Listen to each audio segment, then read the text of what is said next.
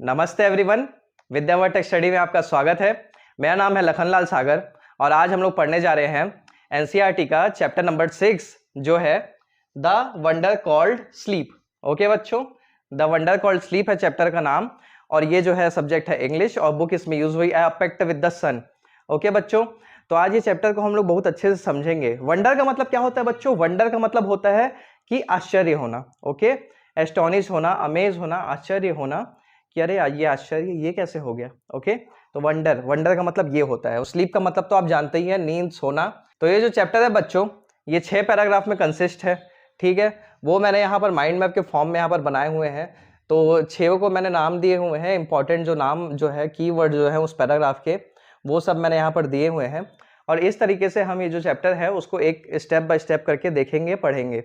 ठीक है बच्चों, आगे देखते हैं कि पहला हमारा जो है पैराग्राफ, उसमें अनकॉन्शियस रेस्ट के बारे में बताया गया है। ठीक है, तो अनकॉन्शियस रेस्ट, अनकॉन्शियस मतलब क्या होता है बच्चों? अनकॉन्शियस मतलब ये होता है वो स्टेट जब हम अवेक नहीं है, जब हम अवेयर नहीं है, जब हम जाग नहीं रहे हैं, जब हम एकदम सोए हुए हैं। ओके, तो उसको अनकॉन्शियस स्टेट बोलते हैं।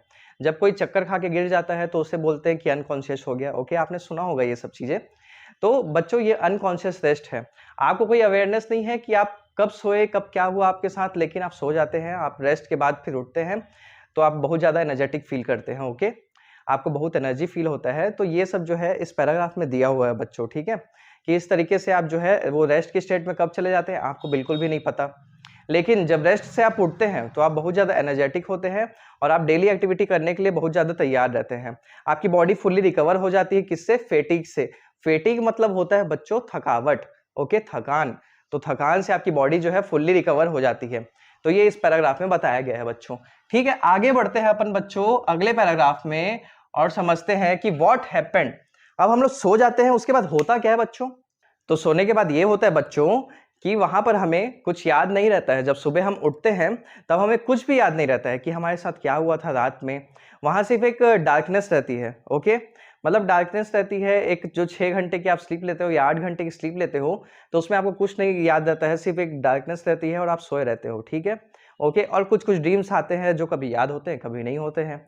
तो ये होता है बच्चों। ओके, तो ये जो है व्हाट हैपेंड जो है ये सेकंड वाला जो पैराग्राफ है उसमें दिया गया था। ठीक है, अब आगे हम लोग बढ़ते हैं बच्चों। वो है पैराग्राफ जिसके बारे में दिया है, देखो, मसल, हार्ट बीट, टेम्परेचर और ब्लड प्रेशर।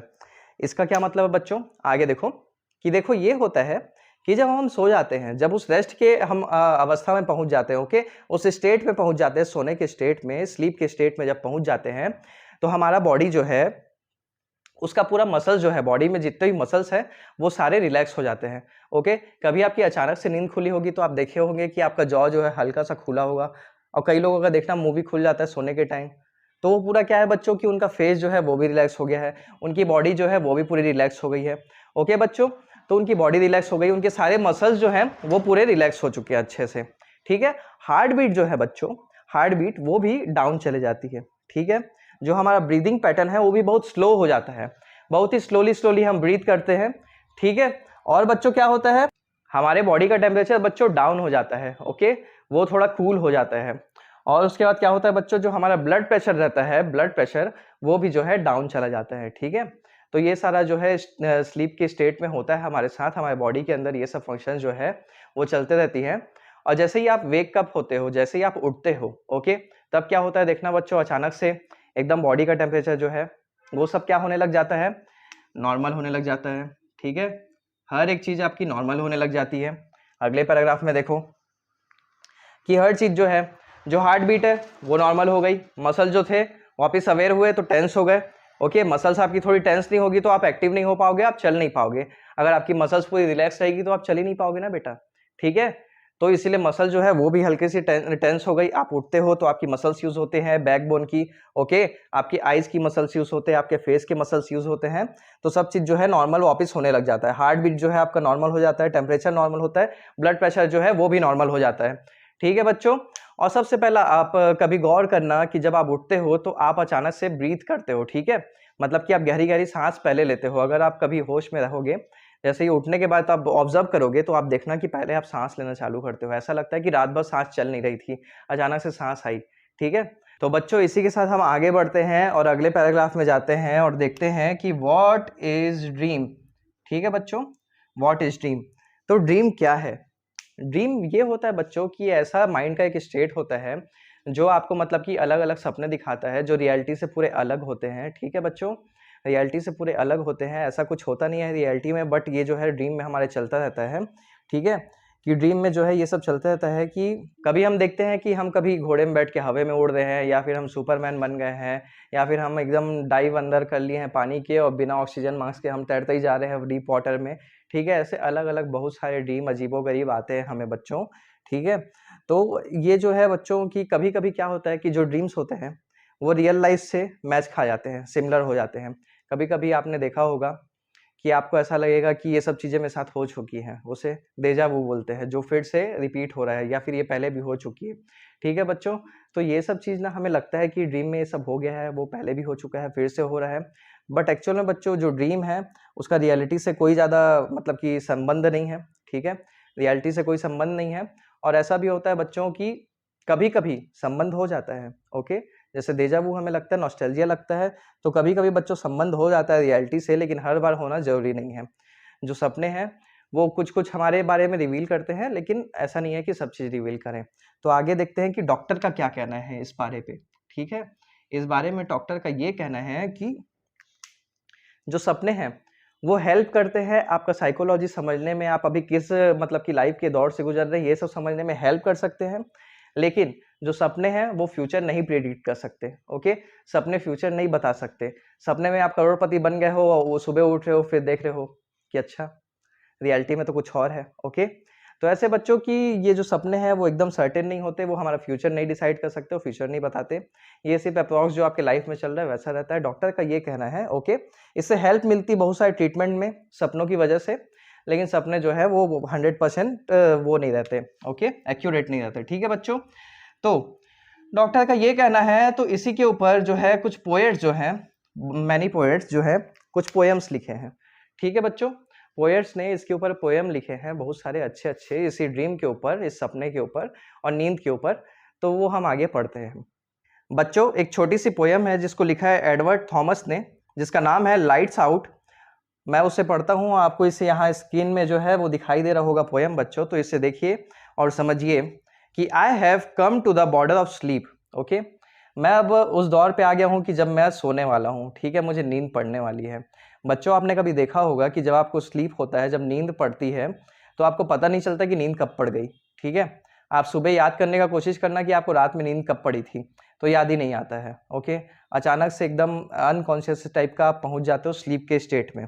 ठीक है, I have come to the border of sleep, the unfathomable deep forest where all must lose their way.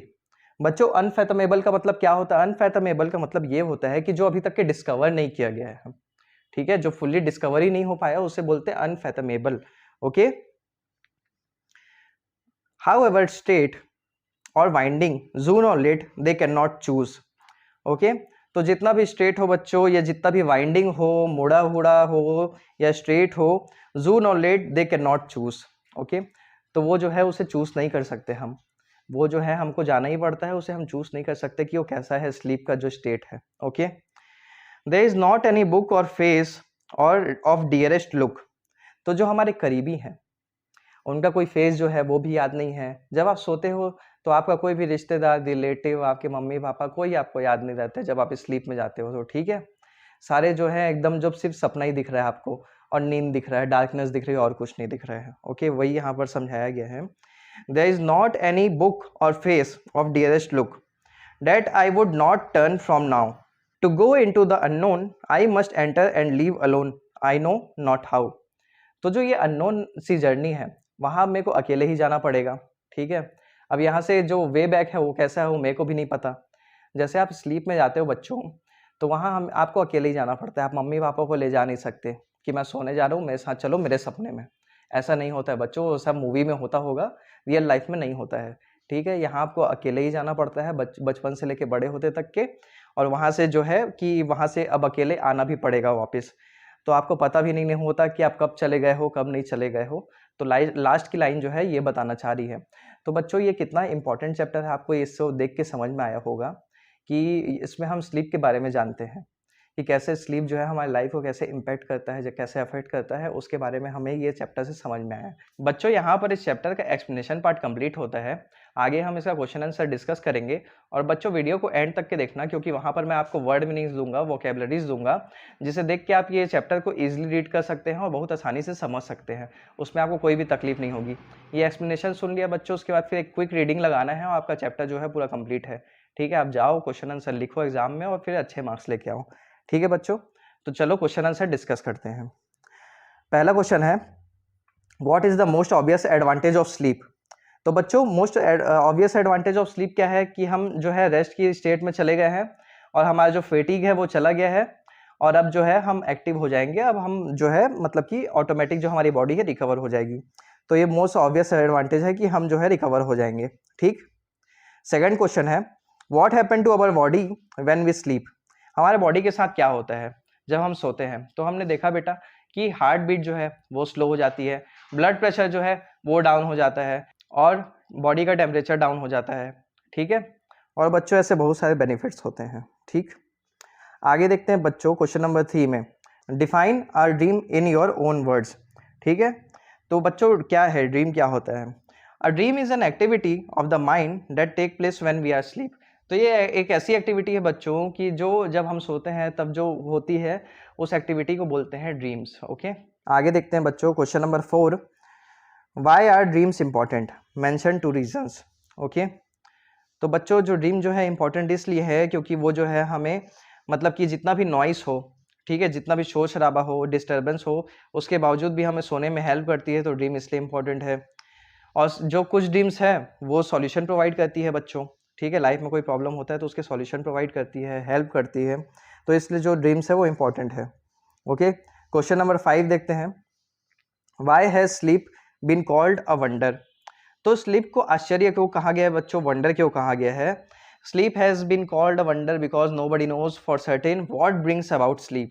Secondly, it transport us to the strange land, it is the sweetest thing in the world.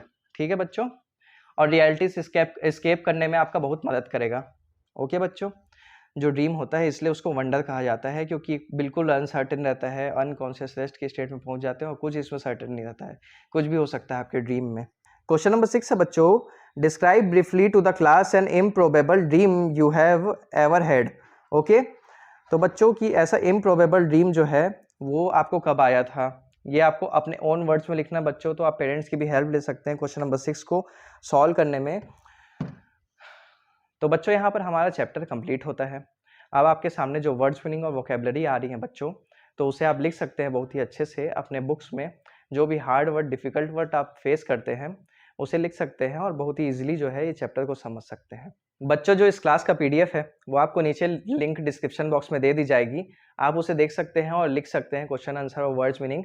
Okay, और बच्चों you can face if any kind of problem or doubt related to this chapter, you can tell me on the comment section below. Okay, I will definitely resolve it, and thank you guys for watching. Namaste again.